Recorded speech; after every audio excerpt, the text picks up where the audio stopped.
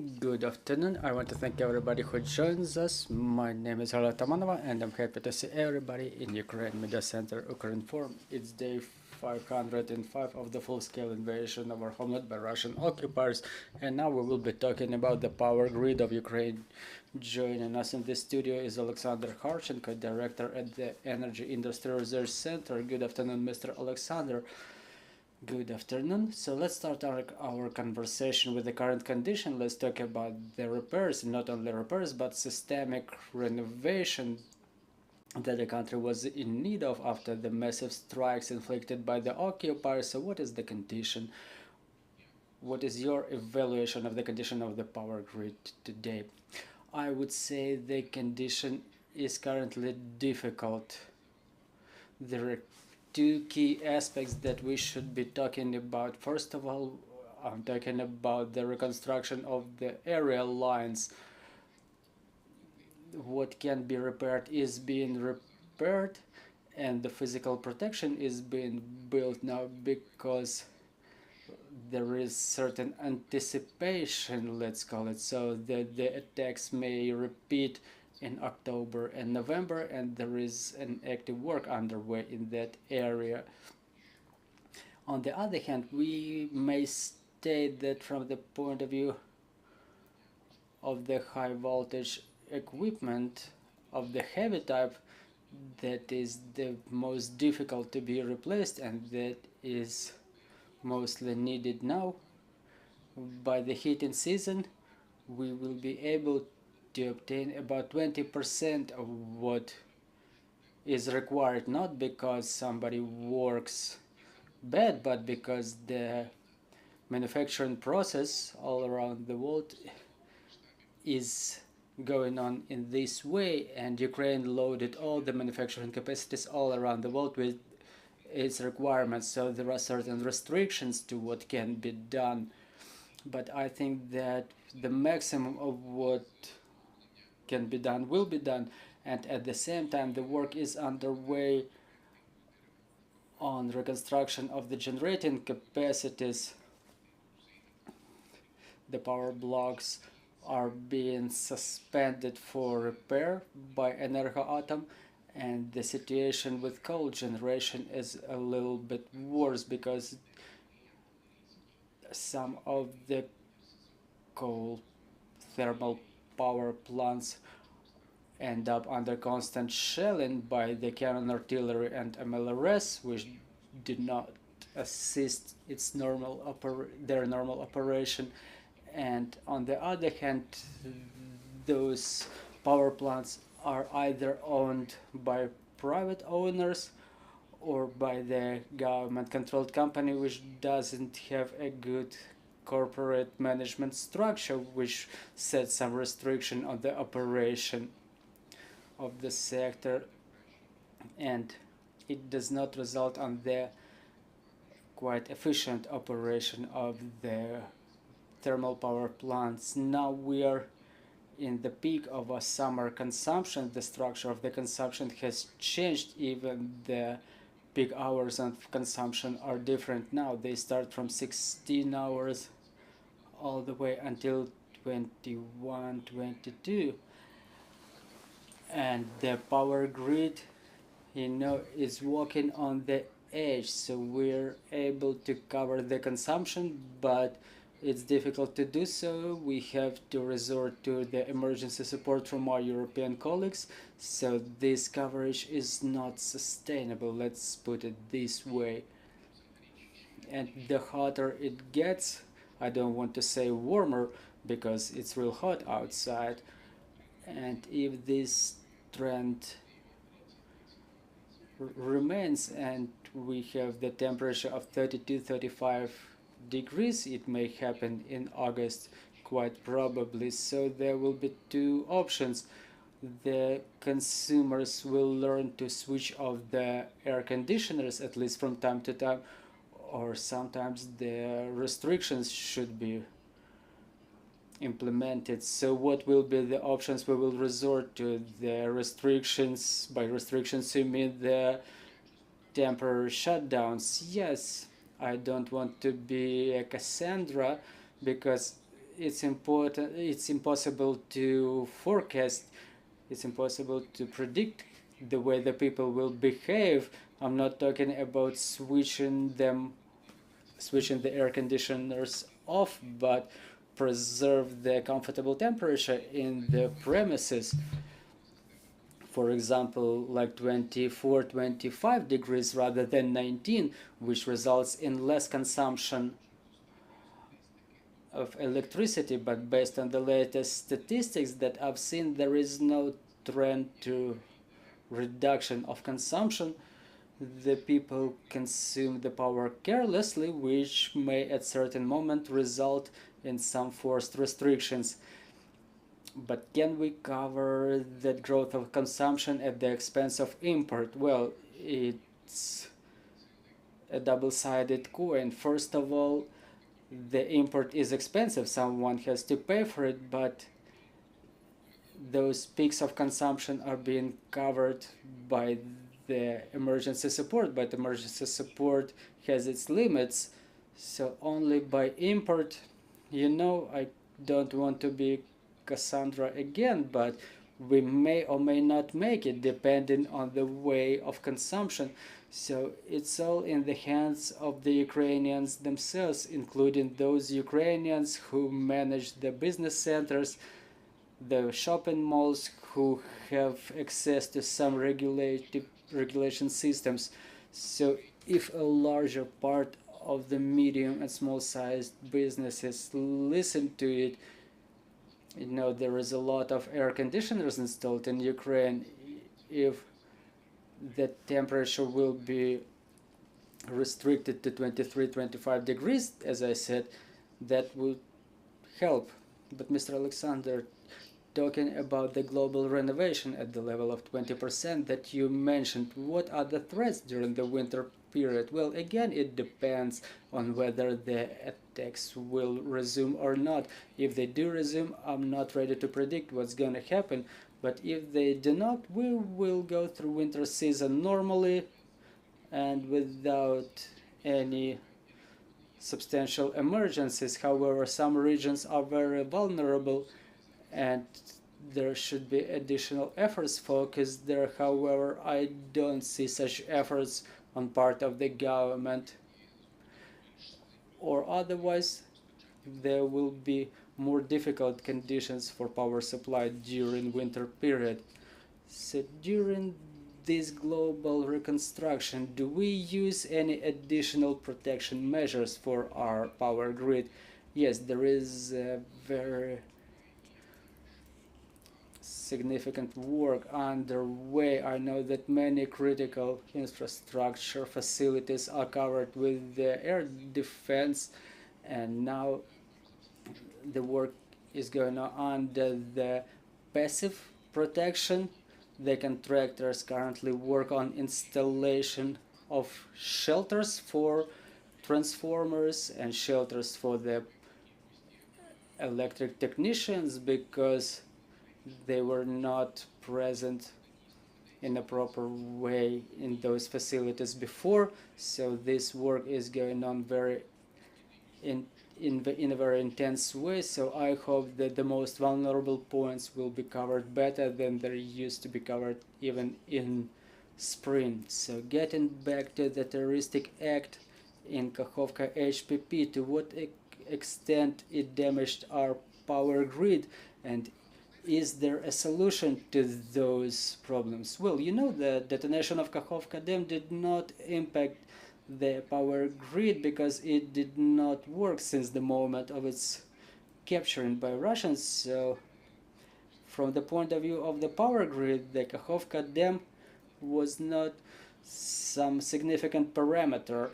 A big parameter is that the distribution networks are destroyed in Kherson region and people physically don't have electric power supply because the aerial lines are destroyed, the cables are destroyed, small distribution substations were destroyed, and it's a huge problem that we need to solve, but it's impossible to solve it because those places are under direct fire.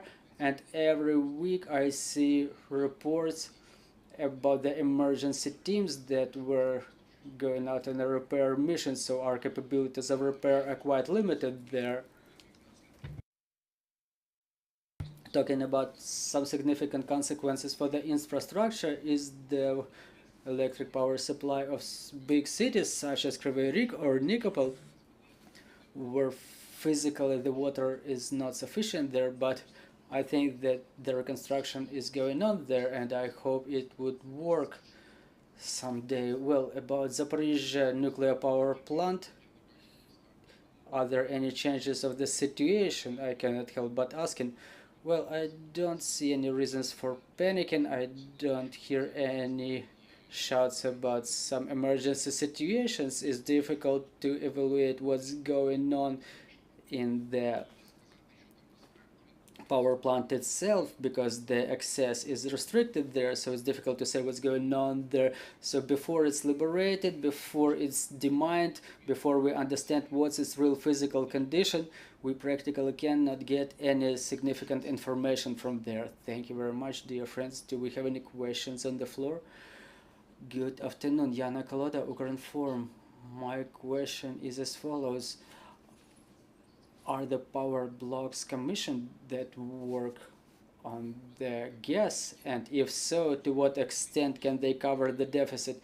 Well, you know, all the power blocks of thermal power plants can work on gas. They can consume other gas or coal, but there is a focus on not spending the gas because it's a deficit, and comparing to coal, an expensive type of resource. So I hope that minimization of gas consumption is going on in real time now. But regarding the forecasted consumption, what's being modeled now, it says that we will need about 1 billion and a half cubic meters of gas to cover the energy needs during heating season, and I know that the work is underway on covering those needs. We have more questions on the floor. Dr. Kharchenko, Lorenzo Cremonesi from Corriere della Sera Italia. Doctor, I didn't get at which point are we now with the production of energy? I remember the catastrophe last winter, and then in the spring, this miracle when the Ukrainians were able to rebuild partially the system. So miracle that at one point the story was that Ukraine was restarted to export energy. There was a moment when there was this announcement that Ukraine was selling energy abroad. That was in June or May. Can you tell us at the moment what is the status? I mean, how much of the system is working? 20, 30, 40, 60, 70% comparing before the war? For before war, you mean? Yes. If we compare before war and now, that it means that now we have near 45% of capacity in the system. But, you know, springtime wasn't miracle, it was big floating. It means our Ukr hydro energy can generate a lot of energy from hydro station. And this floating was higher for 10-year period, that it was really big influence from nature to ability of Ukrainian energy system to produce electricity. And thanks to this water, we really cover needs in springtime and early summer. But same time, we need to make a maintenance in nuclear reactors, maintenance in coal-fired generation, and this maintenance move us to situation when some energy blocks has to be switched off. And traditionally it's starting in June, and this schedule from June to September has to be covered, because if we don't cover the regular maintenance, we will have a problem in winter time, which is like at times more dangerous than to have some limitation in summertime. As well, when you're asking about export, in the middle of sunny day, we still have ability to do some small export. because of sun power produced by sun energy stations in Ukraine, but this ability is working only in the middle of sunny day. If you are moving to 7, 9 p.m., that you have not so much energy from sun energy station, it's of course create additional limitation. That, you know, it's a lot of factors which influence to our current capacity to produce electricity and which influence to our current capacity to cover demand in Ukraine and as well to export if we have something in profit. Sorry, this is more a curiosity which come out from a story which we discovered just covering Nova Kakhovka disaster. Traveling from Kherson directly of Mykolaiv, not on the main road, but on a little road parallel. What was the name? You've seen a lot of wind and sun station and around, sun station. I know. Now, wind and sun station, which, you know, when you don't see when you are on the main road, on the motor. Now, on the side, it is called Apostopol? No, Apostopol. Afanastivka. Afanasievka, yeah. There is this huge plant, huge, where the Russians stole 75% of the solar panel, 45,000 solar panels, more than 30,000 stolen, of them many broken because they were so primitive, they just, you know, they broke it. Now, can you, first of all, I have two questions. First, at the moment, how much of your energy is clean, is green, solar or wind power? And secondly, how much of these panels were stolen by the Russian in the occupied territories? Partially, I understood also now they're stealing in the area which are occupying because they're afraid that we'll lose it. So can you give us an idea of how much was stolen? It's really a little bit complicated to be precise in detail in this case, but I will try to give you some pictures and figures. Before the war, Ukraine has near 7.6 gigawatts of sun generation and near 1.4, if I remember right, wind generation. Which means in the proportion of the total production? In total production, it's up to 8% of total production in Ukrainian energy system.